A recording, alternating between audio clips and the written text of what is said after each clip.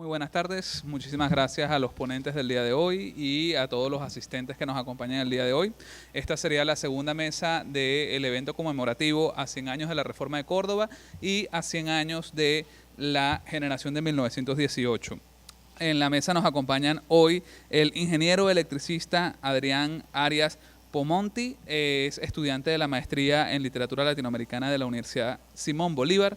Nos acompaña la licenciada en letras María Ledesma, que está culminando su maestría en estudios literarios en la Universidad Central de Venezuela y es profesora de la Universidad Simón Bolívar y además trabaja en la editorial Vidanco como coordinadora editorial. También nos acompaña Ernesto Marrero, licenciado en Administración, magíster en Filosofía y estudiante de la maestría en Literatura Latinoamericana de la Universidad Simón Bolívar.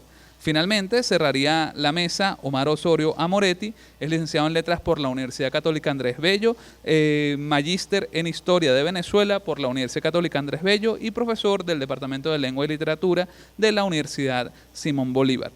La mesa de hoy va a tener como tópico central el problema de el desarrollo y la renovación poética de Venezuela en el periodo que va desde 1908 o 9 aproximadamente y que cierra hacia 1928.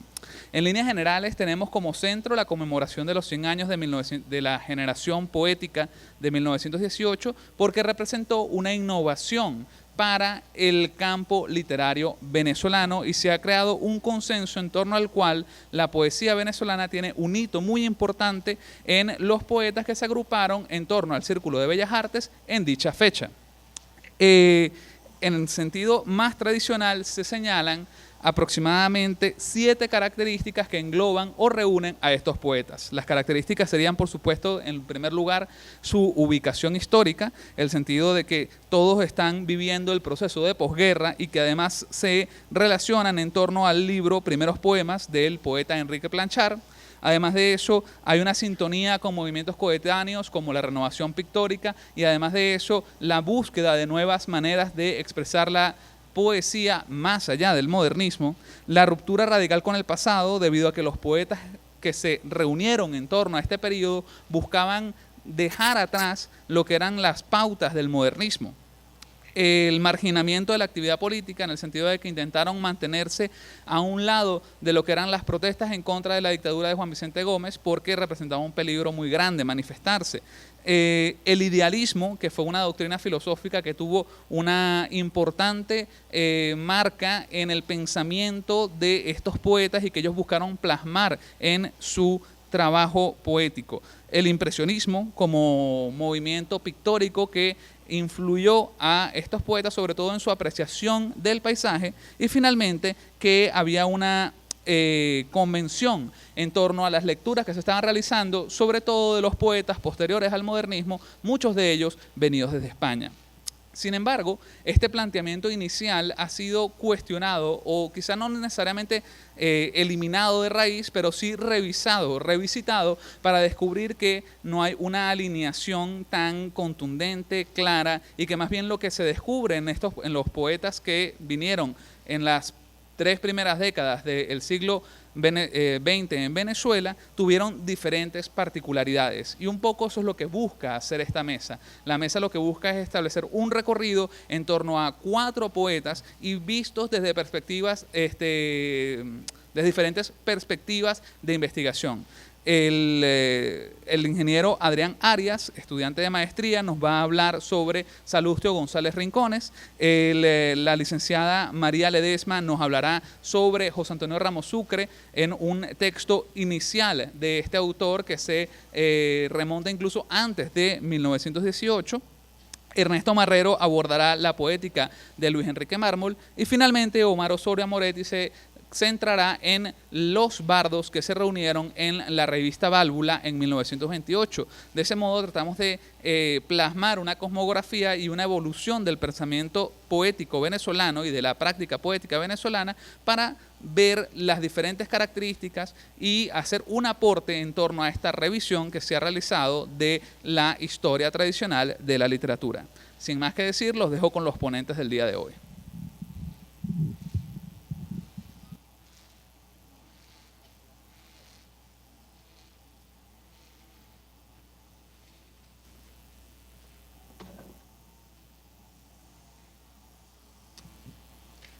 Buenas tardes. Aquí sí. Ajá. Bueno, gracias por esta oportunidad por compartir esta pasión. Y bueno, yo voy a hablar un poco sobre Salustio González Rincones y llamé mi ponencia Salustio González Rincones, el torbellino olvidado. Vengo demasiado pronto, dijo entonces, todavía no ha llegado mi tiempo. Este enorme suceso todavía está en camino y no ha llegado hasta los oídos de los hombres.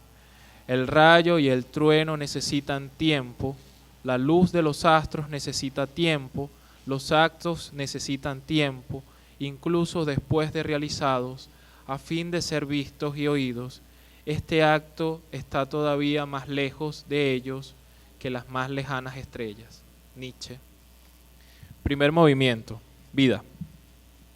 El nombre de Salustio González Rincones permanece en la lista de nuestros poetas medianamente olvidados y sobre todo existe una especie de deuda a su obra por los estudios de literatura venezolana de vanguardia del siglo XX. Salustio es expuesto al panorama nacional en los años 70 en una antología editada por Monte Ávila Editores, latinoamericana, a cargo de Jesús Sanoja Hernández, lo que se le añadirá posteriormente unas piezas de teatro del propio González Rincones y algunas cartas bajo el título Salustio González Rincones y la generación de la Alborada, en 1998. Creo que aquí no. Salustio González Rincones nace en la capital del estado Táchira, San Cristóbal, el 1 de junio de 1886 y falleció en alta mar cuando retornaba a Venezuela a bordo del vapor Caribia, el 5 de marzo de 1933. Se le puede ubicar como estudiante en Caracas en los colegios Santa María y luego como estudiante de ingeniería en la Universidad Central de Venezuela. Partió a Europa en 1910. La carrera diplomática lo llevó a radicarse entre España y Francia, poco después de haberse integrado junto a Sublet, Rosales, Planchard y Gallegos en el proyecto literario que culminó en la revista La Alborada.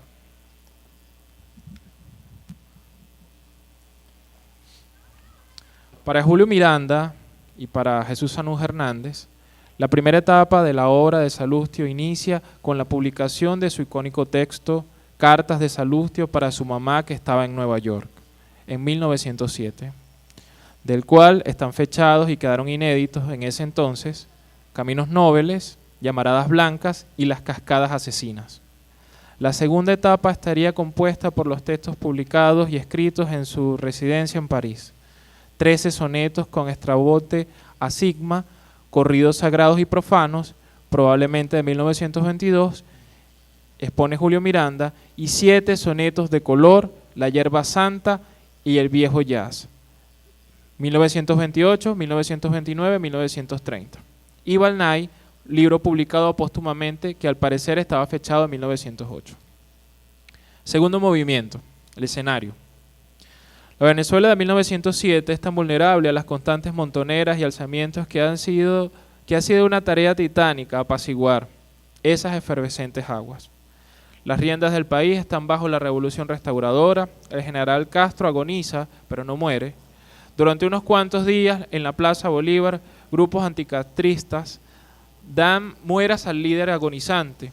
Juan Jular Pietri escribe: el general Gómez es tímido y está poco acostumbrado a las grandes reuniones públicas. Duda por un momento, pero Juan Pietri y el doctor Paul le llevan al balcón y gritan: ¡Viva Gómez! Tal como el 19 de abril, el pueblo caraqueño contesta a la consigna que le es lanzada del histórico balcón y grita a su vez: ¡Viva Gómez! 27 años de historia iban a comenzar. El verdadero poder de los andinos que la restauración había introducido en la política nacional iba a llegar a su máximo apogeo. Este intervalo de 2 años, de 1907 a 1909, lleno de valses, crímenes y agitaciones constantes, empiezan a juntar a los jóvenes que no participan de la feria restauradora, ni sienten la mayor pasión que la de entregarse al arte y a la literatura con una concepción idealista, impregnados de Tolstoy, redentor y caminante, que descarta a los partidos políticos y a la guerra civil como medios de regenerar al país. Un grupo de ellos va a ser de la revista La Alborada.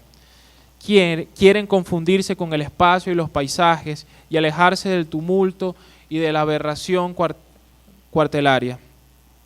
Creen en la religión del arte, tienen su código y esbozan su programa.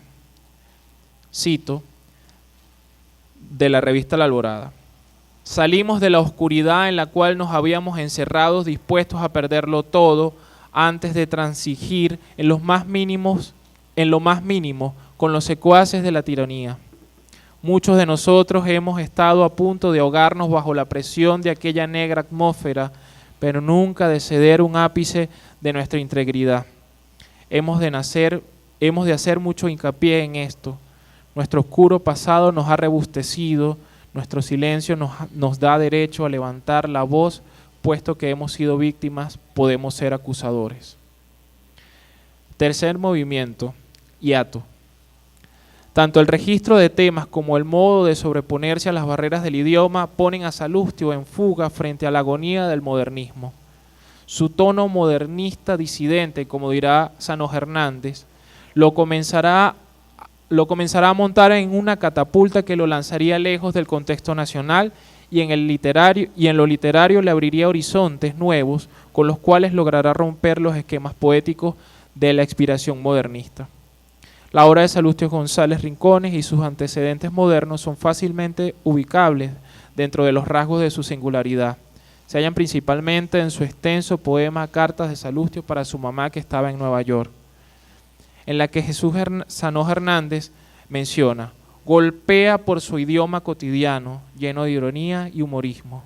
Son precisamente los rasgos de ironía y de humor aquellos que lo hacen aparecer como un poeta distinto de sus compañeros de generación, que lo llevan a alejarse del lugar común de lo excitable, de lo desgastado en que se había convertido el modernismo ya en sus crepúsculos. Esos rasgos son aquí el simbolismo de la ruptura, de un nuevo estilo que habría de adquirir años más tarde plena robustez en los poemas de Áspero de Antonio Arraiz. Reconocido como un poemario abiertamente vanguardista, Cartas de Salustio para su mamá que estaba en Nueva York, va a abrir el camino para lo que será la posterior generación del 18. La obra de Salustio González Rincones está asignada de modos distintos por ese largo exilio que lo mantuvo al corriente del flujo y reflujo vanguardista. Esto, a diferencia del regazo con las que las nuevas estéticas llegaron a Venezuela, lo pone como de espaldas al proceso literario nacional, pero al mismo tiempo lo sitúa frente a un mundo de nuevas vivencias que tiene como telón de fondo principalmente las corrientes literarias de Europa. En ello reside de manera general su extrañamiento. El impulso creativo de Salustio tiene procedencia diversa que va desde su primera afición a la física y a las matemáticas hasta sus estudios de ingeniería en la Universidad Central, pasando por sus incursiones en la pintura y en la dramaturgia. Igualmente son notables sus crónicas de viajeros remitidas de España y Francia. Y finalmente, la poesía que a fin de cuentas es el medio que permite mostrar al escritor intentando rupturas para mostrar un lenguaje personal, dinámico, abrupto y distinto. Cito: la ausencia fue larga como un río o una órbita planetaria, fue larga y abstracta, oprimen las manos, parecen dos luces, y las carcajadas, exacto como un sagaz de fórmula algebraica, con remota sequedad de una luna y austeridad escueta de cruces. Si una manera particular de asumir la poesía plantea no ya solamente los eternos problemas del hombre y su devenir histórico, sino también el humor, la ironía, la sordidez, la parodia. En la obra de Salustio se transparenta un plazo trazado deliberadamente desde el lenguaje, asumido como plataforma expresiva, que se torna mosaico lúdico, donde, más allá de cualquier búsqueda expresiva en tanto poema, se encuentra el juego y la desacralización, o en términos de los pensadores Deleuze y Guattari, se construye una poética de resistencia que es la consecuencia de un proceso del lenguaje y del diálogo dentro de las zonas menores, donde la invención de la palabra es un desafío esencial, de forma tal que cuando sus poemas asumen el mundo de la enfermedad, esta aparece como atribuida a un sentido de no pertenencia, a una desincorporación de la personalidad del autor, que se asume en el otro. Esto implica que el mundo de la enfermedad, en el caso particular de 13 sonetos con estrambote a sigma, la sífilis se asuma como una metáfora. Ruta de Damasco va mi cabalgare, al chancro destruyo porque soy vándalo y cierro con cicatrizare. Existe una repulsión que se encuentra estrechamente ligada con el trabajo en el lenguaje y el proceder, a su vez, como modo de escribir. Es posible establecer que en la poética de Salustio González Rincones existe un lenguaje fragmentario al cual lo evidencian los usos de coloquialismos, tecnicismos y neologismos. El lenguaje fragmentado nos conlleva a una interpretación erigida sobre los pilares de una estética de lo repulsivo. Si lo bello se vincula a la unidad de la obra de arte, lo fragmentario da pie para una lectura de lo repulsivo, lo que se aleja a la idea de lo bello en tanto objeto de deleite armónico e íntegro. Se piensa en un supuesto a partir de una serie de cuestiones: la estética de lo repulsivo, el lenguaje obsceno y vulgar, el efecto inacabado en el proceso de escritura. Por ejemplo, el mal francés te muerde con su muda presencia y a tu cuerpo de estatua callado desmorona. Mereces, sí, del látigo de las 1000 puntas agudas que destrocen en trizas tu vil cuerpo amarillo. En la escritura de Salustio González Rincones, la enfermedad no es destemplanza, ni desvarío, ni ansiedad. Los síntomas del mal que acontecen en su escritura son una revelación, atención sobre un lenguaje que se descompone y se reconstituye como los tejidos de una herida que empieza a cicatrizar. Cuarto movimiento, la huida. Uno de los fenómenos que ha iniciado en la producción poética de algunos escritores venezolanos es precisamente el proceso de extrañamiento que han debido enfrentar por distintas circunstancias. Es decir, han tenido que abandonar el país. Esto se aplica también a artistas plásticos y hombres de ideas. El exilio, bien sea voluntario o forzoso, ha constituido también un macrosistema, pues podría seguirse una línea más o menos continua desde el siglo XIX hasta el presente siglo, de esa literatura de autores venezolanos hecha y difundida fuera del país. Los ejemplos son abundantes: Simón Rodríguez, Andrés Bello, Juan Antonio Pérez Bonalde, Cersa Sumeta, José Antonio Ramos Sucre, Teresa de la Parra, Rufino Blanco Fombona, Andrés Eloy Blanco, Mariano Pincón Salas, entre otros. A este fenómeno podríamos denominarlo el fenómeno de la huida, siguiendo la categoría utilizada por Sano Hernández. Sobre el exilio, Eduardo Milán establece ciertas características. Hoy el exilio es un sentimiento que se acerca peligrosamente a un teatro, cruza la calle, se detiene en la taquilla, compra un boleto y entra. No por la situación, hay una nobleza del destierro que sigue intacta. La dignidad del expulsado, que es también la del excluido, la de aquel que padece una u otra forma de exilio, expulsión, exclusión, fuera del país. Los ejemplos son abundantes. Ay, se me perdió. Otra vez caí. La expulsión, exclusión, exilio simulan situaciones vividas en algún ayer.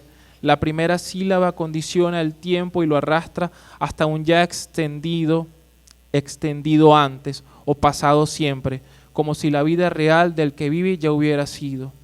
Es posible establecer el exilio como una potencia creadora, pero no antes de la acción misma de abandonar el terruño, sino como un catalizador de gota a gota. Cada habitar es una insuficiencia de emblemas. Salustio González Rincones escribe: espontáneo surge el crepúsculo del silencio, con el fulgor doméstico de traslúcido teclado amarillento. El astillado horizonte por las montañas ondea concreto, fortuitas medias tintas secas en los sausales, como lágrimas fatales chispean estrellas margaritas. Viajero de desconsuelo, con hilachoso traje, quieto bajo el viento que apenas late, en la noche con atroz mudez, igual de esqueleto. Sigue apuntando Eduardo Milán. El exilio en mí no significa crear una lengua del exilio para inscribir una palabra. Significa en todo caso la posibilidad de exiliarse de la lengua. En Salustios González Rincones va a existir un devenir residuo de la lengua, lo que Deleuze y Guattari llamaron un tratamiento menor de la lengua estándar, un devenir menor de la lengua mayor, lo cual no es más que el acceso espantado de la lengua mayor, enrareciéndola para hacer surgir en la voz del poema algo particular, una lengua dentro a partir de otra, que ineludiblemente termina deslumbrando porque la desconocíamos. El ritmo desencajado del poema, su fluir desbordado e inaudito, la abundancia de neologismos y arcaísmos, no es más que un parricidio lingüístico de nuestros descubridores.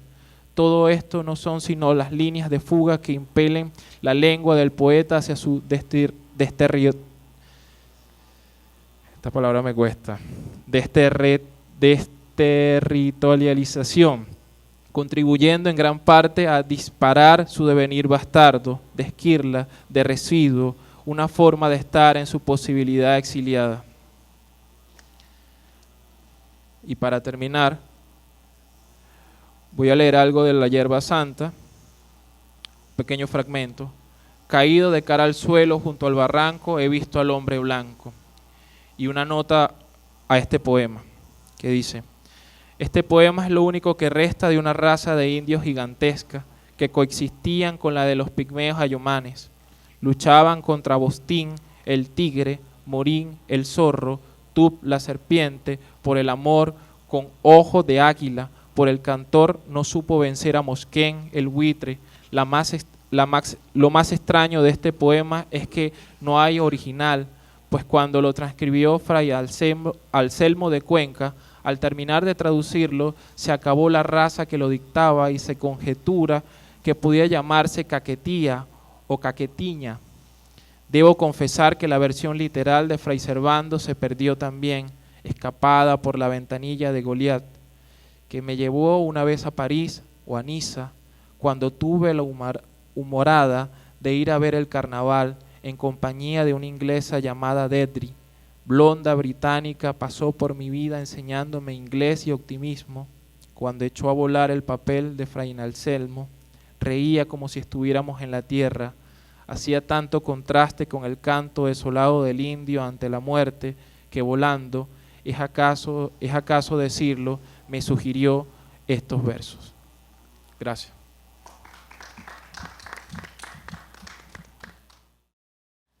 Buenas tardes, gracias por venir. De verdad que, a pesar de las circunstancias, me parece muy interesante tenerlos a todos ustedes en este encuentro. Bueno, el día de hoy traje un pequeño acercamiento que hice en torno al poema Episedio de José Antonio Ramos Sucre. En esta oportunidad quisiera empezar estas palabras con una pequeña anécdota personal. En el año 2015, la editorial donde yo trabajo, Vidanco Editor, tomó la decisión de publicar la obra completa del poeta venezolano José Antonio Ramos Sucre. A partir de ese momento se estableció una comunicación constante con quizás la mejor conocedora del trabajo de poeta, la profesora Alba Rosa Hernández Bocio, quien por cierto es docente jubilado de la Universidad Simón Bolívar. La profesora Alba Rosa nos ofreció en ese momento toda la información necesaria para publicar los trabajos y las ediciones que habían salido hasta la fecha de Ramos Sucre, que incluye facímiles, revistas, artículos de prensa, cartas personales, entre otras cosas. Y además nos facilitó material inédito del autor, gracias a las negociaciones que la profesora sostuvo con familiares y herederos. El resultado de esta investigación es lo que tengo en mis manos, la edición obra completa de José Antonio Ramos Sucre. Ahora bien, de varias conversaciones que en ese momento sostuve con la profesora Hernández Bocio, destacó una que se convirtió en la ponencia que traigo el día de hoy. El misterio alrededor de la obra titulada Episedio, incluida en el pequeño poemario Trizas de papel del año 1923. 2 años después de la publicación de Trizas de papel, en 1925, se incluyó Epicedio en una amplia antología de Ramos Sucre que lleva como nombre La Torre de Timón. Uno de los detalles que lamentaba la profesora Hernández a propósito de este texto era que durante sus indagaciones, que bueno, hay que decir son bastante amplias, no consiguió elementos suficientes que vincular al personaje mencionado en el texto, el capitán Antonio Lucena Borges, con la vida del poeta o en su defecto con algún elemento histórico que sirviera de referencia para entender los motivos de la creación de este texto, de este material. En principio consideramos que este poema se escribió como un pequeño encargo en ocasión de los oficios funerarios de este militar. Sin embargo, bueno, la curiosidad pudo más que las suposiciones y por esa razón me tomé la molestia de realizar una pequeña búsqueda documental sobre el contexto del poema y sobre la participación de Ramos Sucre en la empresa de rendir tributo póstumo a esta persona. Y bueno, en este momento voy a presentar los hallazgos que encontramos de esta averiguación. Según el Diccionario de Poética y Retórica de Elena Beristain, el epicedio es una composición poética destinada a rendir tributo a un fallecido. La misma profesora Alba Rosa Hernández nos ofrece, por cierto, en esta edición de Ramos Sucre, una definición práctica de esta forma lírica. El epicedio es una composición poética que en la antigüedad grecorromana se recitaba con acompañamiento de música delante del cadáver de una persona. La definición de la profesora Hernández resulta ilustrativa porque nos revela el escenario del poema. Con epicedio tenemos entonces a una voz poética que rinde tributo a un difunto y tenemos a una congregación de personas cercanas que se unen al proceso de conturbación y duelo. El texto de Ramos Sucre, en efecto, inicia con la mención a soldados que están presentes en el evento como parte de los ritos funerarios del capitán. A esta referencia se suma además el reconocimiento que la voz poética hace a los integrantes del cuerpo militar quienes asisten al acto como manifestación de solidaridad y respeto. Voy a citar un poco el poema. Es difícil que en ocasión alguna se manifieste de modo tan elocuente la solidaridad que trae consigo el servicio de las armas como ahora, cuando la desaparición del capitán Lucena Borges hable un claro considerable en nuestras filas. Estas primeras palabras del texto nos dan una señal sobre la importancia de la ocasión que atañe a los convocados y sobre el protagonista del evento, el capitán Lucena Borges. En las primeras páginas del segundo párrafo, Ramos Sucre realiza una descripción sobre las cualidades del difunto. Cito el poema: insistiré sobre su bondad, recordando sus cualidades de hijo y de hermano amantísimo, por ello un buen ciudadano, buen amigo y buen soldado. De esta descripción resaltan aquellas cosas que el texto omite. El poema refiere a un hermano y a un hijo, pero no refiere a un esposo o a un padre. Esta pequeña información nos da una idea sobre la madurez del infortunado. Lucena, al momento de su muerte, era lo suficientemente preparado para ser capitán, pero no era cabeza de familia. Más adelante, en los párrafos que siguen a esta descripción, la voz poética reitera en la juventud del capitán. Se fue de nuestro lado joven, pero con la fortuna de haber cumplido antes de los 30 años aquel voto romano de su adolescencia, el de consagrar su vida a grandes hechos. Entonces, a partir de estos datos, tenemos una imagen breve, pero concisa, de quién fue el capitán Antonio Lucena Borges. El poema, sin embargo, disculpen que...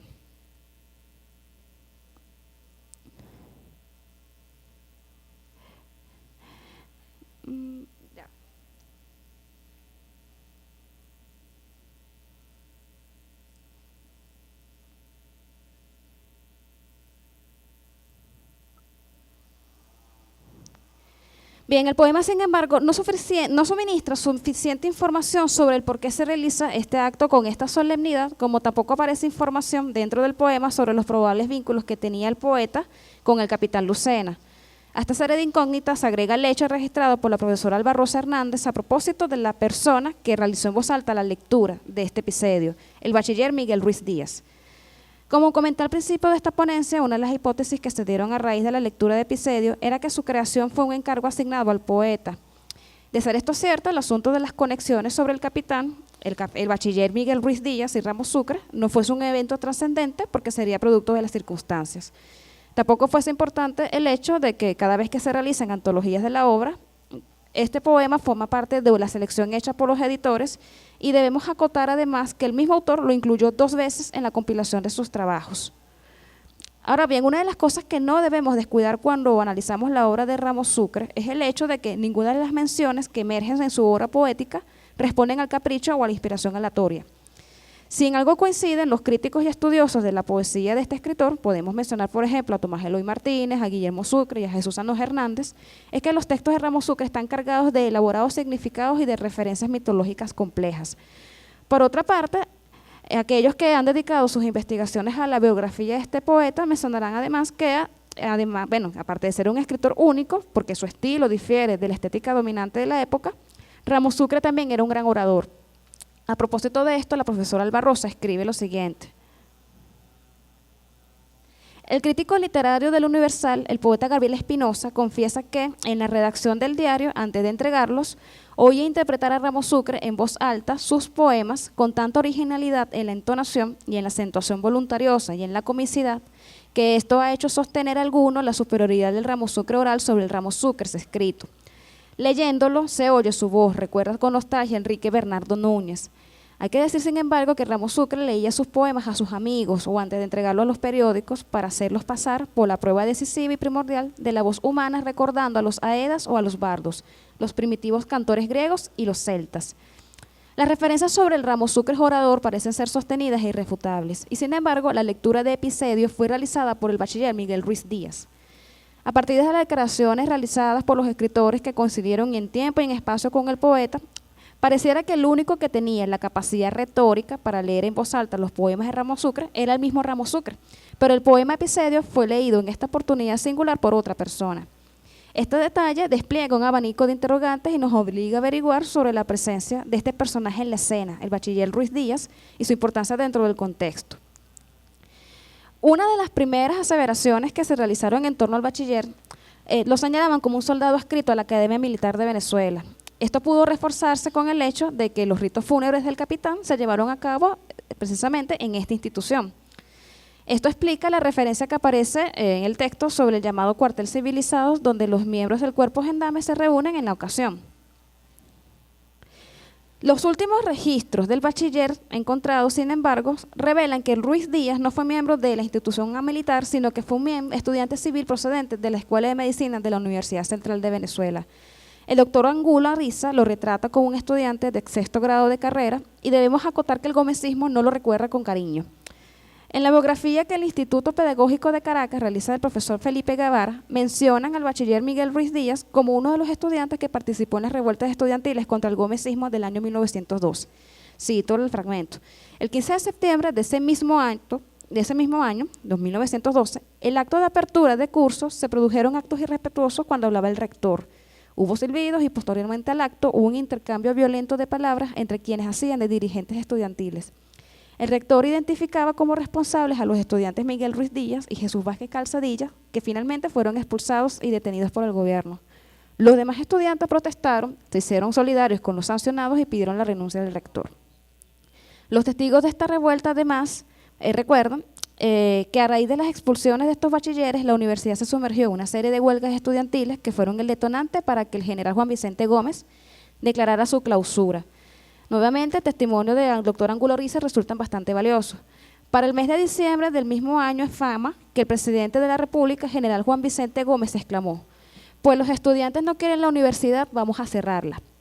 Y así la universidad quedó cerrada. Y adivinó entonces lo que pudiéramos llamar la diáspora estudiantil y cada quien tomó un rumbo diferente. Muchos no volvieron a las aulas, pues dedicaron su talento a otras actividades. Ramón Hurtado se consagró por entero a las letras. Jorge Luciani se dedicó al periodismo, a las investigaciones históricas. Andrés Eloy de la Rosa y Diego Córdoba con relevantes éxitos a la literatura y a la diplomacia. A esta galería de personajes ilustres de la primera década del siglo XX debemos mencionar al poeta José Antonio Ramos Sucre, quien para ese momento era estudiante de Derecho de esta casa de estudios. Es probable entonces que el poeta cumanés tuvo contacto y trato con los personajes integrantes de la comunidad estudiantil de 1912 y una de las razones por las cuales ya no resulta una circunstancia aleatoria el hecho de que el orador de orden del entierro del capitán Antonio Lucena Borges haya sido el bachiller Ruiz Díaz. Sin embargo, como habrán notado, es curioso que un estudiante antigomesista, protagonista de una de las revueltas estudiantiles del principio del siglo XX contra la dictadura, sea quien le dé la voz al poema Episedio en un acto oficial avalado y financiado por el mismo general Gómez. Como he escrito en anterior oportunidad, los vínculos no son casuales y para demostrar esto debemos profundizar en la vida y muerte del capitán Lucena. Los registros consultados, tanto del Ministerio de Marina y Guerra como los archivos históricos de Miraflores, indican que Antonio Lucena Borges fue un oficial perteneciente a la Escuela de Aplicación Militar y que ostentó el cargo de capitán de caballería. Formar parte de la Escuela Militar en 1911 no era cualquier cosa, puesto que hay que considerar el contexto histórico de Venezuela y su situación política. La llegada de Juan Vicente al poder supuso un cambio drástico en el orden institucional del país. El general realizó mucho énfasis en la creación de los primeros institutos de formación de gendarmes. Según el historiador Ismael Rodríguez Vázquez, la reforma militar instaurada por Gómez conllevó a la creación del instituto que se encargaría en lo sucesivo de la formación profesional de los nuevos contingentes que conformarían a los grupos oficiales del ejército venezolano, la Academia Militar de Venezuela. Formar parte de la Academia Militar de Venezuela era un privilegio que no era accesible ni siquiera a las élites cercanas a Juan Vicente Gómez. La naturaleza autónoma de los institutos y el riguroso proceso de admisión de futuros cadetes convertían la academia en un instituto con una exigencia académica elevada. Al respecto, Rodríguez señala lo siguiente: ni los candidatos del general Juan Vicente estaban exceptuados del proceso de admisión y sin rendir exámenes, sencillamente no podían ingresar al instituto. La información expuesta nos invita a suponer entonces que el capitán Antonio Lucena Borges no era un miembro más de la élite de militares académicamente formados en Venezuela. El capitán Lucena fue uno de los primeros cadetes en graduarse de este instituto y además se convirtió en uno de sus primeros instructores. Los documentos oficiales del Ministerio de Marina y Guerra indican que el capitán fue docente en la materia de redacción militar de esta escuela de formación. Las mismas fuentes señalan también que el capitán Lucena Borges fue seleccionado en 1912 para una misión de intercambio de oficiales venezolanos en Lima, Perú, que tenía como objetivo preparar el cuerpo militar de los países americanos y fortalecer la diplomacia en las naciones. Por otra parte, también en estos comunicados aparece un texto, en una comunicación escrita entre el director de guerra, Carlos Jiménez Rebolledo, y el ministro, donde explica las razones por las que el Ministerio de Marina y Guerra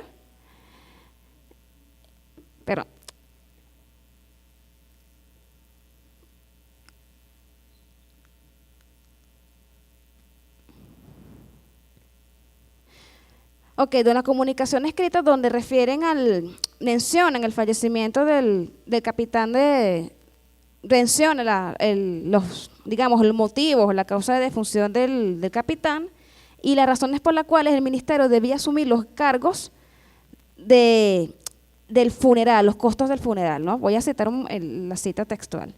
Los servicios prestados al ejército en el arma de caballería por el ciudadano capitán Lucena Borges, fallecidos últimamente en Caracas, el hecho de haber sido el jefe de la misión de estudiantes venezolanos que fueron al Perú, así como otras razones de carácter personal que lo hacían distinguir del ciudadano, me han hecho entender de manera excepcional la desgracia acontecida con el fallecimiento del expresado capitán Lucena Borges. Así que ruego a usted encarecidamente que el Ministerio de Marina y Guerra se sirva a valor de los gastos de entierro ocasionados por motivo del fallecimiento. Tanto las comunicaciones internas del Ministerio de Marina como el poema Epicedio de Ramos Sucre refieren la muerte del capitán como una tragedia, como un evento inesperado. La forma como está escrito el texto y el desconocimiento inicial que cada lector experimenta cuando se encuentra con el nombre del capitán da a entender que estamos frente a un texto elegíaco que apela o aprovecha las circunstancias para explorar los recursos retóricos. Y en efecto, al comienzo de esta investigación creíamos que un accidente o una enfermedad había arrebatado la vida de este personaje, y esto explicaría, entre otros detalles, la analogía hecha por el poeta con la muerte del prócer José Antonio Anzoátegui. Sin embargo, los oficios pertenecientes al ministerio y las actas de Corte Federal y de Casación del año 1919 revelan que el capitán en realidad fue víctima de homicidio. El infortunado evento sucedió en Caracas en septiembre de 2016 y por este delito fueron procesados los hermanos Pedro y Francisco Cartaya Alonso, a quienes se les aplicó condena de 17 años de cárcel. Años posteriores a este juicio, la Corte Federal cesó el proceso debido a que los asesinos murieron dentro del penal. De esta manera trágica culmina entonces la narrativa detrás de la muerte del capitán Lucena Borges y de cuyo funeral es la imagen plasmada en el poema Epicedio. El descubrimiento de la causa de defunción del capitán Lucena Borges podría generar nuevas interpretaciones al poema de Ramos Sucre y le devuelve a su protagonista una identidad y una historia. La relación que sostuvo el capitán con el poeta podría explicarse con la coincidencia histórica. Para el año 1916 se supone que Antonio Ramos Sucre ejercía de docente de inglés en la Academia Militar de Venezuela. El capitán en ese momento era el encargado de la cátedra de redacción. Ambos personajes, a pesar de que provenían de espacios de formación diferentes, el primero militar y el segundo civil, compartieron tiempo y espacio dentro del lugar de austeridad y recogimiento de la academia. Todo parece indicar que el poeta Ramos Sucre fue el eje y el centro entre el capitán Lucena Borges y el bachiller antigomesista Miguel Ruiz Díaz. El elemento común en la relación entre estos tres hombres parece ser el trato y la amistad que sostuvo el poeta Cumanás con ambos personajes. La triangulación entre los personajes de la obra de Epicedio, sin embargo, no está del todo completa, puesto que el vínculo entre el estudiante universitario y el gendarme aún parece débil. Sin embargo, los documentos encontrados una vez más sugieren que el bachiller Ruiz y el capitán tenían una historia en común antes de los eventos del Epicedio, y de esta voy a señalar a continuación. La relación entre el capitán Antonio Lucena Borges y el bachiller Miguel Ruiz Díaz nos lleva al año 1912. Como comentamos previamente, el capitán Lucena fue uno de los oficiales asignados a Lima, Perú, como parte de la misión de intercambio entre cadetes iberoamericanos. Por esa fecha, la capital peruana fue escenario de un evento que agrupó a estudiantes universitarios provenientes de distintos países hispanos que tuvo como nombre el Tercer Congreso Internacional de Estudiantes Americanos. Según el boletín oficial del Congreso, los estudiantes que integraron la agrupación fueron Juan Montés, Guillermo Machado, Roberto Álamo Ibarra, Rafael Herrera Figueredo y Miguel Ruiz Díaz. Como detalle curioso, debemos señalar que los congresos internacionales de estudiantes americanos marcaron un importante antecedente en las reformas universitarias que se dieron en Córdoba, Argentina, en 1918, porque generaron los espacios discursivos necesarios para plantearse temas como la autonomía universitaria, la participación política de los estudiantes en sus respectivos escenarios nacionales y las universidades como forjadores de líderes.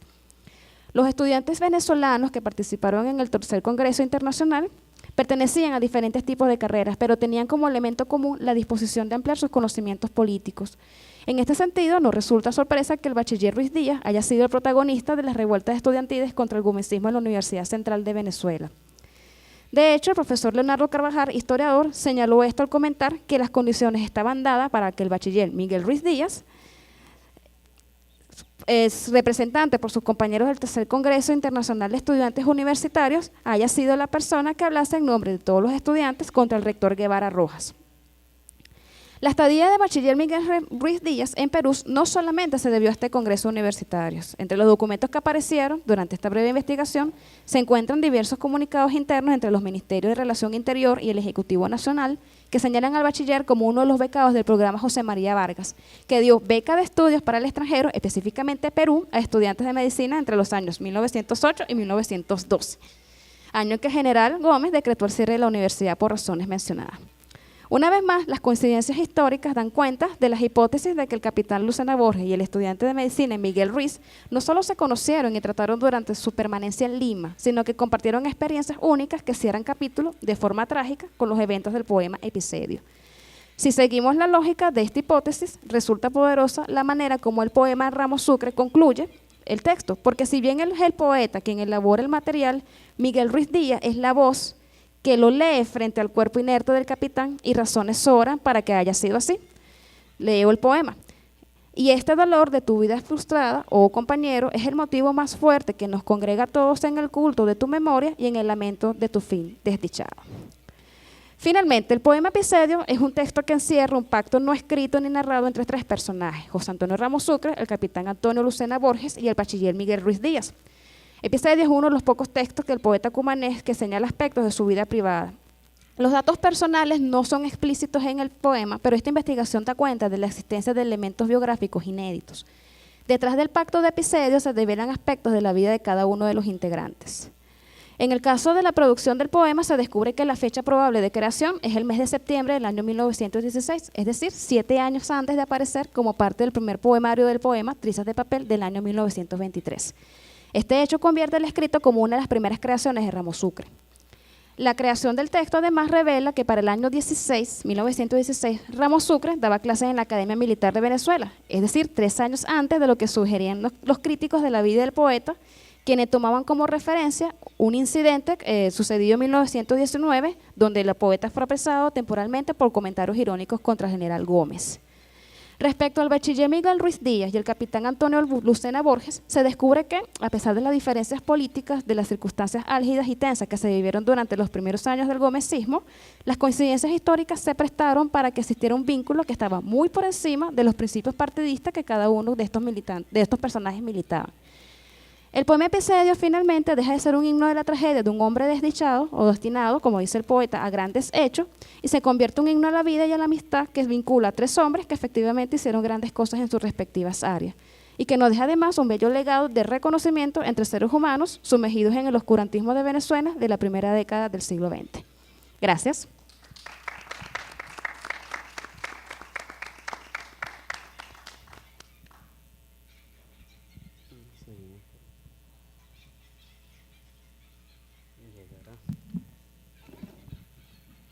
Sí, yo creo. Sí. Bueno, buenas tardes. Gracias por la invitación, por este evento, bueno, tan interesante, este espacio para la literatura, para las ideas. Y bueno, en mi caso me toca conversar sobre un poeta venezolano que para mí siempre ha sido muy especial, siempre he tenido mucha afinidad con su pensamiento, y que desde hace un tiempo, bueno, vengo haciendo una investigación sobre el trabajo de él y el vínculo con Julián del Casal y Arthur Schopenhauer. Bueno, en este caso voy a limitarme básicamente al trabajo de Luis Enrique Mármol y Schopenhauer desde el punto de vista del pesimismo. Lo titulé El pesimismo en Luis Enrique Mármol, un ovillo que conduce al laberinto de Arthur Schopenhauer. Comenzaré dando una breve noción de quién es Luis Enrique Mármol, muy breve, para entonces entrar un poco en la relación con este filósofo. La generación del 18 es el nombre que se le dio a un grupo de poetas venezolanos de comienzo del siglo XX. Se les agrupa como generación sobre todo porque rompieron con la retórica del modernismo en la poesía venezolana. Son considerados como un tipo de prevanguardia. Vale resaltar que esta generación no es considerada un movimiento poético formal, ya que no posee ningún movimiento que los identifique, ningún manifiesto. Pueden ser vistos como un grupo heterogéneo donde muchos de sus miembros se consideraban románticos, posmodernistas, surrealistas, parnasianos o simbolistas. También se caracterizó por su rechazo a la dictadura gomecista y su negativa al positivismo, sistema de pensamiento al cual estaban afiliados muchos intelectuales de la época. Luis Enrique Mármol perteneció a esta generación donde compartió con reverentes compañeros como Fernando Paz Castillo, Antonio Array, Enrique Bernardo Núñez, Ramón Díaz Sánchez, Andrés Eloy Blanco y Jacinto Fombona Pachano. Nuestro escritor nació en la Caracas de los Techos Rojos, en la parroquia Santa Rosalía, el 21 de agosto de 1897. Bueno, un Leo, el mismo día que nací yo casualmente, no sé si por ahí viene alguna afinidad. Ya en las postrimerías del siglo XIX, hijo único del médico y poeta Luis Mármol y de doña Rosa Amelia Infante de Mármol, cursó su educación primaria y secundaria en el Colegio de los Padres Franceses de Caracas y se graduó de bachiller en filosofía el 27 de septiembre de 1912.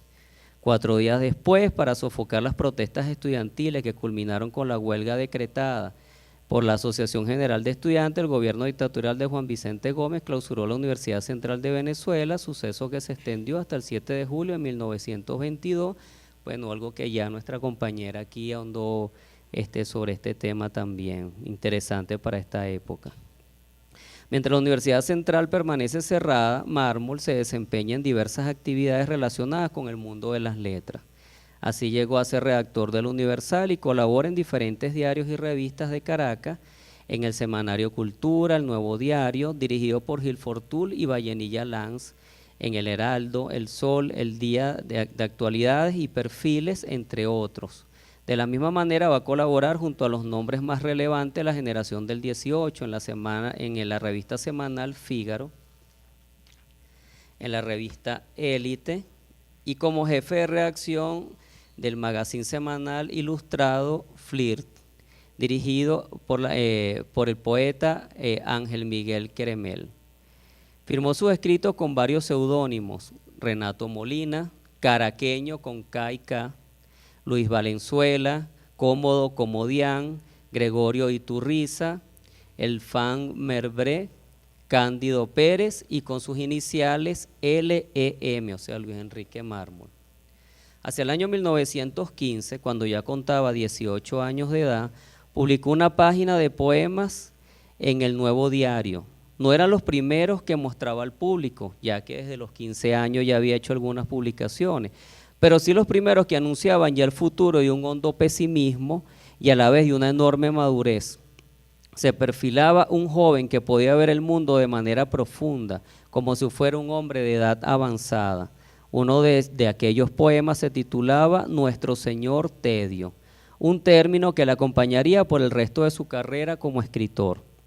Al respecto comenta Paz Castillo: el tedio lo sigue como la sombra al caminante, se esconde a sus pies en ciertas ocasiones, cuando se aumenta la luz que orienta su caminar angustiado, pero no desaparece. Diversos planteamientos sobre el hastío han sido realizados por muchos pensadores, tanto en el mundo de la filosofía como de la literatura. Pascal, Rousseau, Kant, Kierkegaard, Heidegger, Benjamín, Adorno, por mencionar algunos filósofos. Y en el mundo de la literatura se puede citar a Goethe, a Flaubert, a Stendhal, Thomas Mann, Beckett, Dostoyevsky, Chekhov, Baudelaire, Leopardi, Proust, Byron, Eliot, Ibsen, Valery, Antonio Machado y Pessoa. Al respecto del hastío, aclara Schopenhauer: el aburrimiento no es un mal despreciable.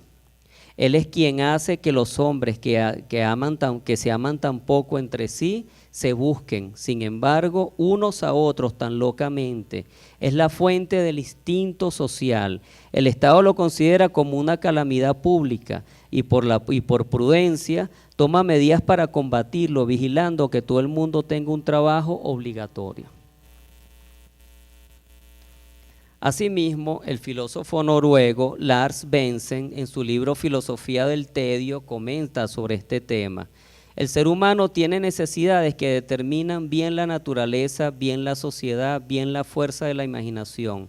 Cuando los objetivos no se ven cumplidos, nos vemos abocados al sufrimiento. Cuando los alcanzamos, obtenemos el tedio como resultado. En 1924, Mármol publica sus famosos Pastiches Criollos, un folleto de 54 páginas con el estilo chuspeante, irónico, lúdico y humorístico, tal vez contrapuesto al de sus otros poemas, donde muestra una cara distinta de su obra poética, según expresa Emilio Coll en la carta del prólogo del mencionado libro. Es la mejor crítica que tenemos de nuestro tiempo. Mármol pasa aquí revista los registros estilísticos y temáticos de sus contemporáneos para ofrecer al público lector una serie de recreaciones o pastiches, que a la vez servía de pretexto para mostrar su genio, agudeza y versatilidad en el mundo de las letras. Va a hacer alarde aquí de su capacidad para emular distintos universos literarios, basados en la riqueza estilística y lírica de estos escritores. El poemario La locura del otro se publica post-mortem. Este libro se puede observar un manifiesto de su vida, una visión introspectiva y hasta un halo premonitorio sobre su prematura muerte. Recordemos, bueno, que Mármol apenas muere a los 29 años, ¿no? Igual que Julián del Casal, por cierto. Una visión introspectiva y hasta en una poesía con tilde trascendente, donde la finitud de la existencia y la inevitable partida pueden producir un profundo hastío ante el vacío y la rutina de la vida cotidiana. Es un sentirse extranjero en un mundo ligero que poco extiende la sensibilidad y la profundidad, que poco entiende la sensibilidad y la profundidad con que un poeta puede vivir su proceso existencial literario. El poema El extranjero se expresa de esta manera: Gulliver contemplaba como a sus pies hervía en torpes ansias sórdidas la ciudad trepidante, odio, injusticias, crímenes, y Gulliver se sintió orgulloso de ser gigante. Gulliver tomó asiento en la piedra rugosa que los liliputienses llamaban la montaña. A sus pies descansaba la ciudad bulliciosa de Lilliput, romántica, luminosa y extraña. abríanse en la sombra trémulas luces de oro, luz en el palacio, en la cabaña, la claridad. Luis Enrique Mármol se encuentra en sus poemas con la otredad, con aquel otro que vive en sus entrañas. Es como ver su mundo interior a través de una pequeña ventana que va a mostrarle sus sombras, en el buen sentido junguiano. A veces ese otro funge como juez, como amigo confidente, como conciencia de ser, y juntos recolectan sueños, divagan, reflexionan, padecen y cuestionan el sentido de la existencia. Aunque no haya encontrado ninguna evidencia bibliográfica que indique que Mármol estudió directamente a Schopenhauer, sus escritos se encuentran marcados por su rúbrica. Los temas que trata con mayor énfasis, como son la muerte, el dolor, el deseo, el hastío y la desilusión, son indicios de la influencia de la filosofía schopenhaueriana en su obra. Recordemos que nuestro escritor se gradúa de bachiller en filosofía y es muy posible que en algún momento se haya encontrado con este pensador. También pudo haberse topado con escritores que estaban influenciados por dicho filósofo, como es el caso del poeta cubano Julián del Casal, quien para la época tenía mucho renombre, o de pronto pudo haber caminado los derroteros de Giacomo Leopardi, un poeta pesimista que la enfermedad lo llevó a comprender en carne propia la fragilidad de la vida y la relación entre el hastío, el dolor y el deseo, un paralelismo total con el filósofo de Danzig. El filósofo de Danzig de Schopenhauer. En la presente ponencia trataré de mostrar el vínculo existente entre el pensamiento pesimista de Luis Enrique Mármol y el filósofo alemán Arthur Schopenhauer. En 1919, Mármol escribe Canto al desencanto, un poema donde se puede percibir el dolor, el deseo, el hastío y la desilusión en el poeta, una marca ineludible de Schopenhauer. Tiempo que hizo presa de mí lo ineludible. Otrora fuera mi alma recia fecundidad, impulso y vibración creadora, hoy un terrible tedio, un marasmo estéril, suspendas invencibles sobre mi vida absurda, gris sin finalidad.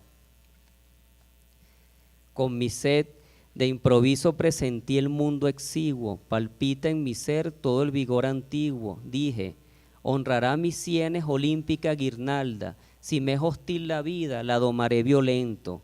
Mi alma fue un haz de impulsos de combatir y siento desde entonces el dolor de una herida en la espalda. Vulgares contratiempos, obstáculos pigmeos, mil dolores triviales, mil mezquinos deseos, indolencia, fastidio, vicia, impureza, oscuros, buitres, devoran mis sueños prometeos, de entrañas palpitantes de milagros futuros. Cavilante fulgor de mis tinieblas brota, noble palidez sobre el cual estrella remota, sonda de luz que indaga la hondura del abismo, así es como me siento entre la sombra ignota, tu trémula presencia, oh jirón de idealismo que ondeas triste sobre mi entusiasmo en derrota. En la columna del pensamiento filosófico de Schopenhauer, explica que la vida oscila en un movimiento pendular entre el dolor y el hastío. Con cada deseo satisfecho, brota la figura del tedio y entonces emerge un nuevo deseo, pero si éste no es saciado, viene el inevitable sufrimiento. En este ciclo interminable se sumergen las personas de este mundo y forman así una especie de círculo vicioso del cual es muy difícil escapar. Para Schopenhauer solamente hay 3 posibles maneras de salir. La primera es a través de la muerte, pero esto es un acto ficticio, ya que con esta decisión el suicida lo que quiere es escapar del sufrimiento que le produce esta vida, pero no de la voluntad y su deseo insaciable, que es la causa originaria de dicho dolor. Por tal motivo, la naturaleza simplemente continuará colocando otros individuos en el puesto de éste para continuar su tarea. La segunda forma de escapar es a través de la contemplación de la obra de arte como acto desinteresado y en especial de la música, pero este acto es temporal, ya que solamente distrae por un instante y luego se vuelve a caer en el mismo estado. La tercera forma de romper con esta ilusión es mediante el trabajo que lleva a cabo el asceta o místico, que logra penetrar en las profundidades de su mente y despertar del sueño que produce este mundo ilusorio. en sí aniquilar a la voluntad de vivir y lograr así la disolución del falso yo. En el año 1923, nuestro poeta redacta el poema Canto de Exaltación, donde manifiesta nuevamente estos conceptos. Hombre risueño, triste, o sereno, triunfante, o desilusionado eres mi semejante. Tú que sufres profunda pena, quizá creíste que tu pena es la pena más intensa que existe. Tú, a quien extraño júbilo maravilloso exalta, pensaste que tu dicha es la dicha más alta. Tú, lleno de premiosas inquietudes que vas en línea recta, ignoras que nunca llegarás. Tú, que en reposo sueñas y sueñas noche y día, juzgaste que eras dueño de la sabiduría, triunfador imperioso, soberbio de desdenes. ¿En dónde está la realidad de lo que tienes? Vencido al que la vida fue terrible madrastra, piensas estar inmóvil y la vida te arrastra. No lo estoy tocando en esta ponencia, pero aquí podemos detectar lo que es el sueño. El sueño es un trabajo en Schopenhauer también muy importante. Él trabaja mucho desde Calderón de la Barca, lo que es el trabajo del sueño y lo que es esa mezcla entre el estar supuestamente dormidos o despiertos. Esa diferencia la trabaja mucho él también. Otro indicio más de este trabajo. A ratos estoy triste, siniestramente triste, un halo gris. Las formas y las ideas viste, un cansancio impreciso me invade, sordo y blando. Es el dolor de todo lo que vamos dejando, el hastío de lo que vamos poseyendo, la nostalgia de cuando se ha ido destruyendo, el anhelo obsediante de lo que no alcanzamos nunca, el remordimiento de que desdeñamos, los ojos de una bella mujer desconocida que nunca más encontraremos en la vida, el ocaso que sobre la ciudad apiñada nos inviste de una gracia dulce y desesperada. En el año 1920, Mármol publica el poema Es el siglo, donde va a realizar una crítica frente al crecimiento acelerado de la sociedad que venía acompañado del deterioro social y moral que presagiaba el siglo XX. En estos versos se va a apoyar en Milton y su poema Paraíso Perdido, para referirse a los vientos malignos que se avecinan. Desde luego, ya había visto la malignidad en la Primera Guerra Mundial, y aunque no llegó a ver la Segunda, entendió que en el fondo estas confrontaciones mundiales de hombres contra hombres no son más que el producto de la manifestación de sus bajos instintos, el egoísmo, la ambición y la sed de poder, detrás de los cuales se esconden el deseo, el hastío, el dolor y la desilusión. Como bien lo dijo Hobbes, Homo homini lupus, el hombre es el lobo para el hombre. Y en su poema, Mármol señaló: en el siglo doliente y sórdido de los grandes proyectos tardíos, es la edad de los remordimientos. El imperio del quien lo hubiera sabido, mucho vigor estéril, mucho esfuerzo frustrado, son el solo legado de pretéritos siglos, que muchos de nosotros ya cansados vayamos irremediablemente hacia el hastío. ¿Qué nos queda de la belleza, de la fuerza, de la verdad? ¿Qué nos queda, Dios mío?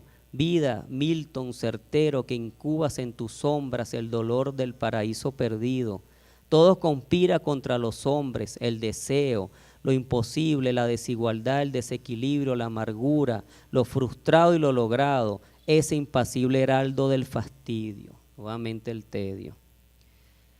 Otro tema fundamental que va a ser reiterativo en la obra de nuestro escritor en la muerte es el tema de la muerte, que para Schopenhauer es el auténtico genio inspirador, el Musagueta de la filosofía. De vivir, y aclara Hernán Caro, existe horror a la muerte porque la esencia del hombre es la voluntad de vivir, el deseo de no cesar, o como diría Unamuno, el ansia de inmortalidad. En el año 1919 escribe Mármol el poema Todos iban, un escrito donde va a reflexionar sobre la muerte y el impacto que produce en el enlutado, en el que cruza por la etapa del duelo, a diferencia de los que viven distraídos en la carrera cotidiana de la vida. Todos iban desorientados, perseguían un objetivo próximo, unos iban a sus trabajos, otros al trabajo de los otros. Los ojos errantes y vagos hacia la mancha de los pinos, cruzó indolente un enlutado. ¿A dónde vas? No sé, me dijo. Todos iban desorientados y el enlutado hacia sí mismo. La búsqueda del sí mismo ante la confrontación de la muerte. En el mismo año escribe Mármol el poema Iluso ayer, otro escrito cargado de sufrimiento, hastío, dolor, desilusión, y culmina refiriéndose a la muerte. Iluso ayer, yo dije de la vida y su encanto, la vida, ayer engaño, hoy penoso deber. Ya no me queda nada y por lo tanto no tengo nada que temer. Vida, dame la estúpida serenidad de un santo, vuélveme a mis locas inquietudes de ayer. Y la verdad, glotona de sueños insaciables, pobre espíritu enjuto, pobre carne maleable, alucinada de amor y de luz, encontrarás el tedio en todo lo invariable, el dolor del anhelo en lo inestable, y hasta después de muerto soportarás tu cruz. Arthur Schopenhauer define a la muerte como una especie de sueño profundo en el que desaparece la percepción individual y todo lo demás despierta. Lo cito: la muerte es un sueño en el cual queda olvidada la individualidad. Todo lo demás despierta o, por mejor decir, permanece en vigilia. Pero esta inquietud, este saber que la inevitable partida acompañará al individuo durante toda su vida, es algo intrínseco de la conciencia humana, un detonante inspirador que ha manifestado también dentro del mundo de la literatura, se ha manifestado en el cuento, la novela, la poesía, y ha servido de receptáculo al torrencial expresivo que genera la muerte. Tanto por su aceptación o rechazo, escritores como Víctor Hugo, Giacomo Leopardi, William Shakespeare, Geoffrey Chaucer, Emily Bronte, Vicente Gervasi, Andrés Eloy Blanco, Horacio Quiroga, Mario Benedetti, Octavio Paz y Gabriel García Márquez han tenido una influencia significativa en esta temática. También es importante resaltar que el romanticismo fue muy influenciado por este tema, un movimiento cultural en el que se sostuvo el primado de la intuición y el sentimiento sobre la razón, lo imprevisible sobre lo previsible, lo multiforme ante lo uniforme, lo oculto ante lo presente, lo sublime más que lo bello, lo aristocrático más que lo burgués, lo colectivo ante lo individual, lo interno más que lo externo y lo dramático más que lo apacible. Luis Enrique Mármol falleció en Valencia el 17 de septiembre de 1926 a la corta edad de 29 años. Meses antes había sufrido un accidente automovilístico del cual nunca se recuperó.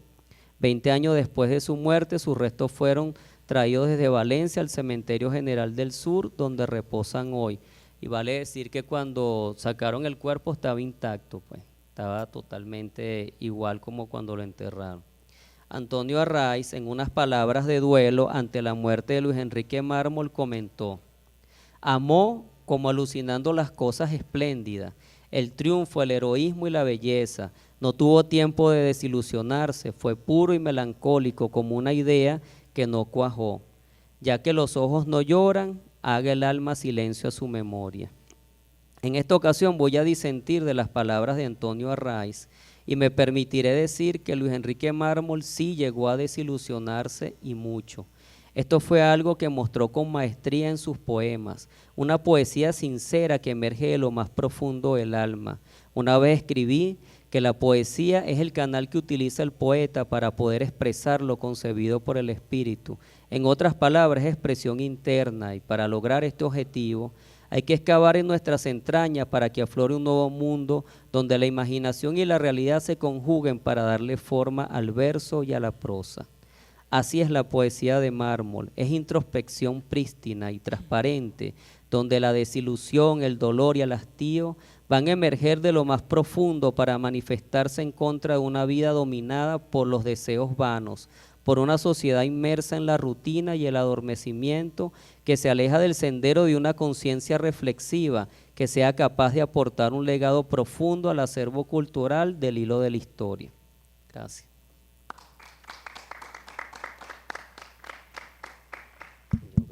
Esto se oye bien. ¿Sí? Se oye bien, ¿verdad?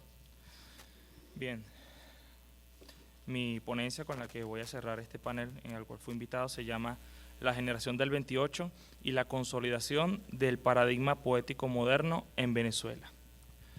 Anclada en el imaginario nacional como aquella élite cuya labor habría de instaurar una nueva de comprender y ejercer el poder en Venezuela, la generación del 28 campea en nuestro imaginario básicamente como un movimiento de corte político. Pocos conocen que, paralelamente a este evento, existió una cohorte de escritores que sumó fuerzas para la materialización de una revista literaria titulada Válvula, la cual habría de sintetizar una serie de valores desde el punto de vista estético casi inédita en el país. El foco de mi intervención esta tarde está dirigido a la vertiente literaria, específicamente la poética. Aspiro a responder una interrogante que, en vista del momento en el que se hace, demanda una exégesis con un enfoque contemporáneo. Dicha interrogante tiene que ver con conocer las razones por las cuales esta generación necesita ser visitada y recordada, a pesar de haber existido hace 90 años. En términos más sencillos, ¿por qué volver a ella cuando tantas generaciones posteriores, tantos grupos permanecen olvidados? Se trataría simplemente de un formalismo institucional adicto a las efemérides.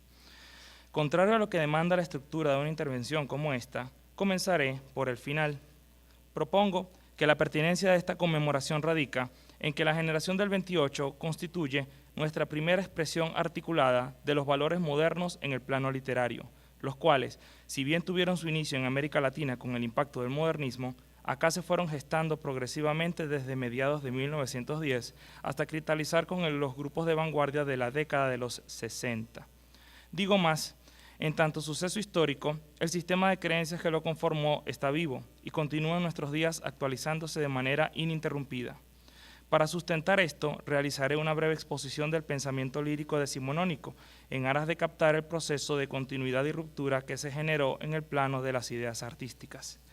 También evitaré en la medida de lo posible el análisis exhaustivo de casos individuales para enfocarme en una interpretación mucho más colectiva que me permita exponer los aspectos estructurales que dieron forma a la expresión poética del periodo.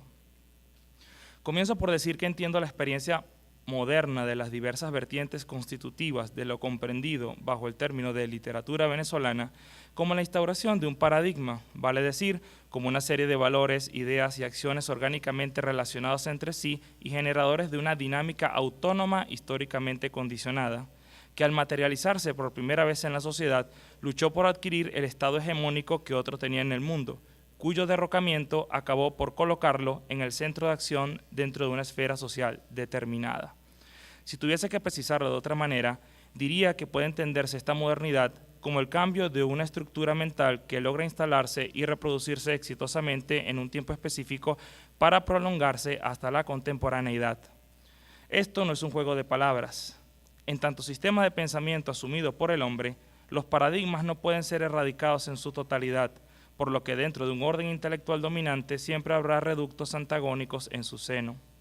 El hecho de vivir bajo una producción escrituraria marcada por los rasgos propios de la modernidad en la literatura no implica que su contraparte no siga viva, por lo que en pleno siglo XXI no debe quedar la menor duda de que todos los escritores son contemporáneos, mas no todos son modernos en su expresión. En el caso de la generación del 28, la cultura venezolana de su momento no solo cosechó su primer movimiento de vanguardia, sino también la partida de nacimiento de un colectivo que expresó con claridad un patrón diferente con el cual concebir el acto creativo, un programa de acción que habrá de coger cuerpo conforme pasen las décadas.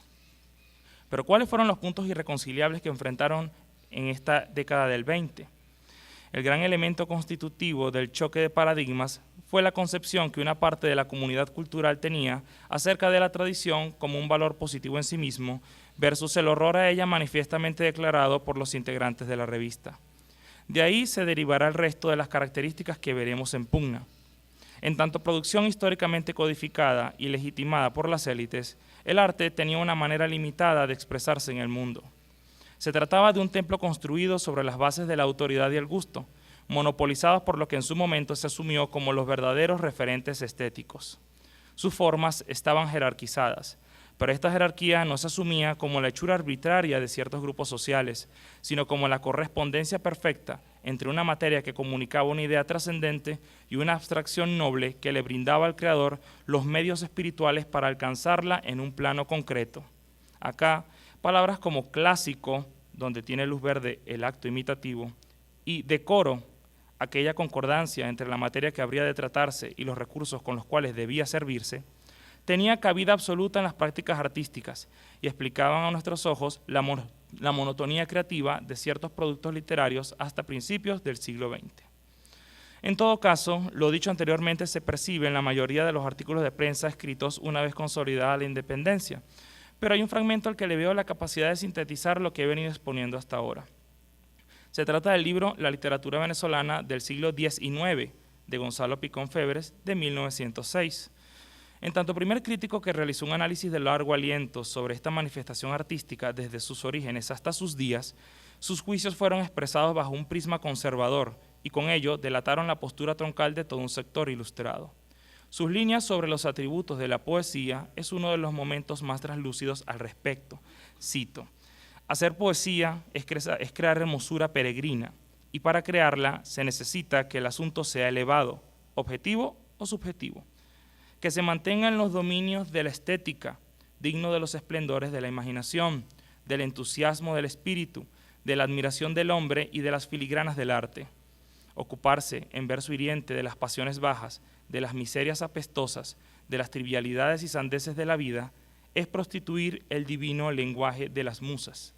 Para eso están ahí, hechos como de molde, el artículo de costumbres, el cuento y la novela. Terminó la cita. Sus palabras dejan en claro los códigos culturales no solo transmitidos por el pasado, respeto a la solemnidad poética, correspondencia entre materia y forma, aceptación de la existencia de escalafones entre los discursos estéticos, imitación de moldes creativos cuyos espacios de acción se encontraban estrictamente limitados, sino también las coordenadas que habrían de seguir las generaciones del presente si no deseaban manchar algo tan distinguido, porque de eso se trataba este arte, de una cosa. La sociedad del siglo XIX asumía la palabra poética como un discurso diferenciado, un patrimonio sin autonomía, detentado por un grupo social al cual le otorgaba majestad y poder simbólico, entre otras razones porque era el único que se había hecho con ella y la dominaba. Eran, en definitiva, los portadores de un fuego prometeico bajo constante amenaza, tanto por una legión de inexpertos como por un puñado de maliciosos. Los colaboradores de Válvula fueron los primeros en declararse abiertamente en contra de este tipo de mentalidad artística y tomar medidas concretas para liderar el viraje. De hecho, uno de los procedimientos de ataque contra el viejo orden fue una gran adquisición estética que se convertirá en moneda corriente en nuestras creaciones posteriores. Hablo de la exclusión deliberada de lo retórico en el acto de crear. Para el paradigma premoderno, aquello resultaba un acto iconoclasta, porque la lírica era indivisible de la noción clásica de estilo, la cual era fundamentalmente normativa, por lo cual se debía tratar de determinada manera ciertos tópicos si no se quería correr el riesgo de no hacer lo que se tenía que hacer. En otras palabras, no había otro horizonte posible para enunciar lo poético. Su deslinde devenía en ruido blanco para la comunidad cultural. La existencia de fórmulas métricas en conjunción con la presencia de ciertos géneros poéticos mayores y menores, la octava real, la copla, el cuarteto, la épica, la elegía, el soneto, el epigrama, etc., establecía reglas con las cuales el poeta podía crear arte. Así, en la escansión de los versos y el empleo de ciertas licencias había algo más que un afán por complicar el acto de escritura. Era la esencia misma de ese oficio de las musas lo que estaba en juego. La consecución de este objetivo alcanzó buen término gracias a la reformulación de los rasgos formales concomitantes a la experiencia poética culturalmente hegemónica, los cuales habían sido tomados en calidad de herencia naturalizada desde la colonia. La primera vía implicó la implementación de la construcción del poema sobre la base del verso despojado de medidas silábicas, conocido popularmente como el verso libre.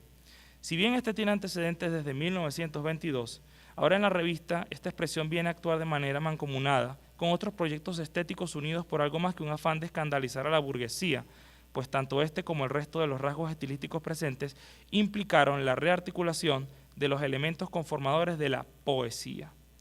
En todos los escritos de Válvula se encuentra esto que menciono, pero hay casos ejemplares. Por la naturaleza de este escrito me voy a concentrar solo en dos de ellos. El trabajo Variaciones de Vicente Fuente tiene como motivo el conflicto entre el emergente paradigma poético frente al imperante, en una clara muestra de coherencia entre pensamiento y acción, pues su lectura es la materialización de lo que se predica. Cito el poema. La rutina armó su trampa retórica para encerrarte en apolillados metros, como al genio en la botella de bronce. El poeta, seguro de sus vitales vehemencias, ya no sonríe a los seniles delirios. La risa olímpica es fuerza oscura y confiada. Juvenil aliento alzó los velos retóricos. Desnudo está el carcomido artefacto, al descubierto los escenarios pintados. La vida bulle en el universo claro.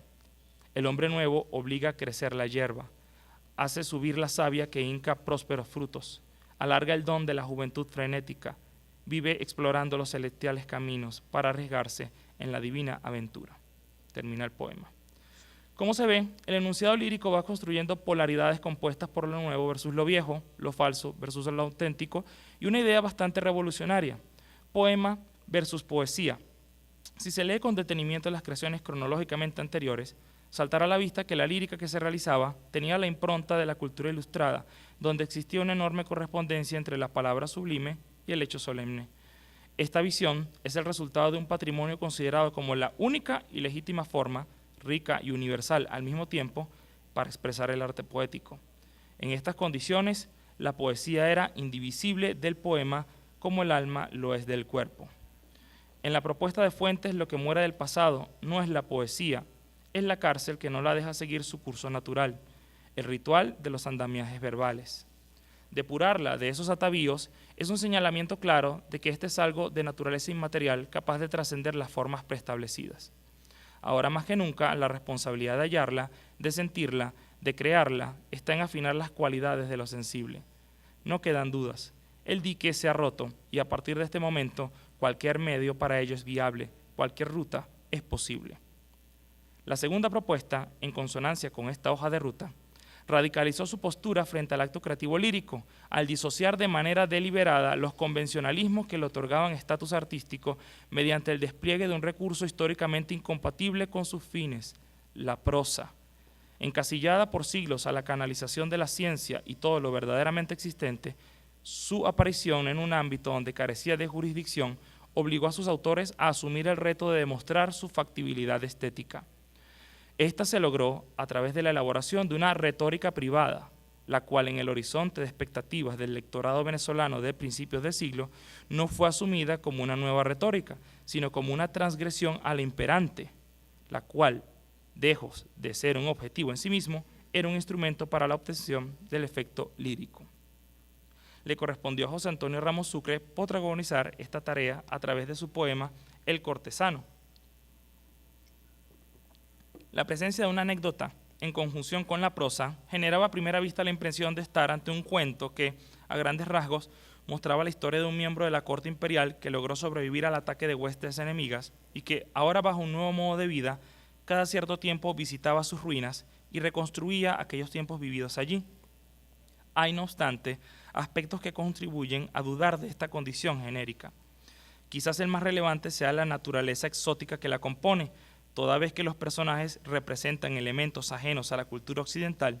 El imperio es chino y está gobernado por una mujer, el protagonista termina abrazando el budismo, y son elaborados de manera arquetípica, como se percibe en el hecho de que ninguno de ellos tiene nombre que los individualice. Tanto la naturaleza del conflicto como sus agentes carecen de atributos temporales de reconocimiento, con lo cual la recepción inmediata asume el texto como la construcción orgánica de símbolos en movimiento. Esta es la médula del proceso. En la medida que la prosa se distancia de los procedimientos habituales de escritura, se contribuye a la materialización del efecto poético, caracterizado por una sensación de extrañeza propia de un modelo fundamentado en el principio de sugerencia. Y con esto entramos en el último pilar del conjunto. Por fin distantes de la tiranía métrica y el paradigma que le daba sostén, la palabra poética tendrá un abanico casi infinito en este nuevo gobierno estético, en donde se aliará con elementos impensables para su momento como el vacío, el silencio, lo irónico, lo contradictorio, lo ilógico y muy especialmente lo metafórico, lo cual deja de ser un elemento subordinado al antiguo sistema para adquirir una independencia que ahora trabaja desde el carácter denotativo del lenguaje. Con ellos, el poema ya no estará condenado a girar en torno a la función de proferir un sentido unívoco, regido por estilos reglamentados, pues tendrá la oportunidad de brindarle al lector una pluralidad semántica no pocas veces exigente para con él. Con todo esto se habrá sentado, de una vez y quién sabe hasta cuándo, el eje desde el cual nuestra producción literaria moderna se sustenta sin importar cuántos ropajes utilice. Y es que, a la luz de la historia literaria que habrá de venir, hay una nueva lógica compositiva que esta generación nos deja, huellas que demandan críticos con talento de sabueso para rastrearla, y escritores agudos con la capacidad de aprender que la poesía nunca está acabada, porque el mejor poema, parafraseando aquel famoso ensayo de Jesús Semprún, siempre será aquel que todavía no se ha escrito. Muchas gracias.